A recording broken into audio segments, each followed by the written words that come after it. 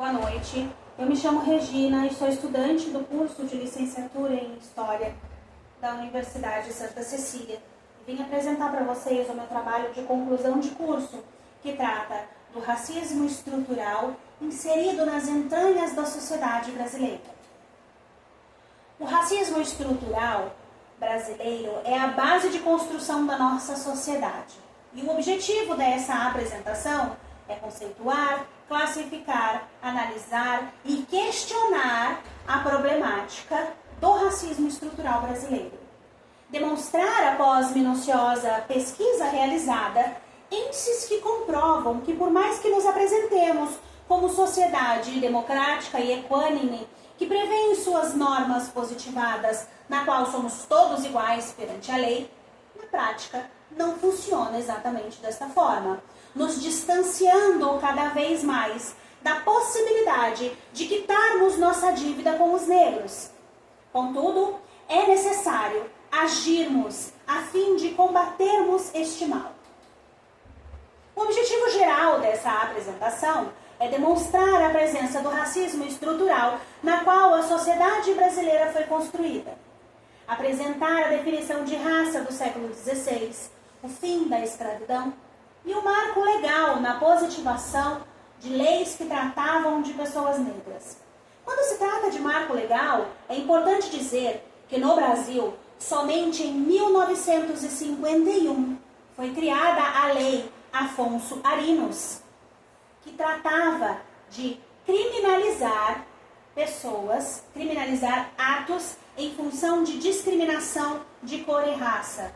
Essa lei foi criada por conta de um episódio que aconteceu com a bailarina Caterine num hotel em São Paulo, no qual ela não pôde se hospedar em função de sua cor.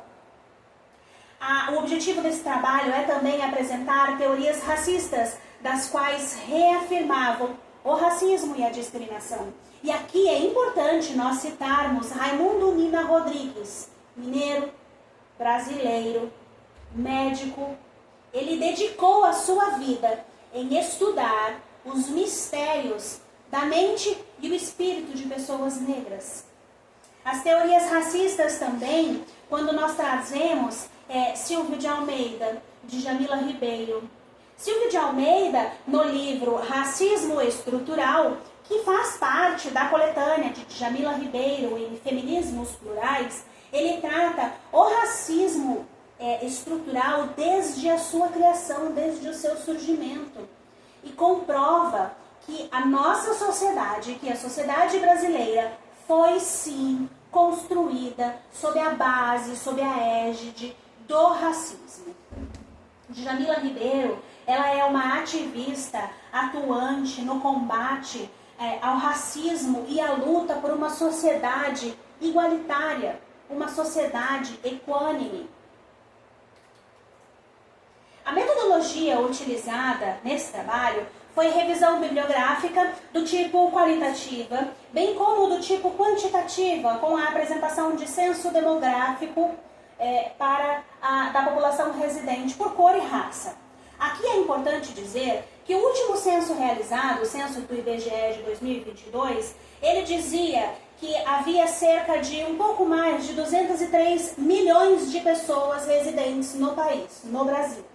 Dessas 203 milhões, cerca de 10% era de pessoas pretas, o que significava aí um montante de um pouco mais de 20 milhões de pessoas. De pessoas pardas, um pouco mais de 92 milhões, sendo 45,4% da população. E os indígenas correspondiam a cerca de 6% da população na época. Isso significava, então, 1.227 pessoas, 1.227.642 pessoas indígenas residentes no Brasil em 2022.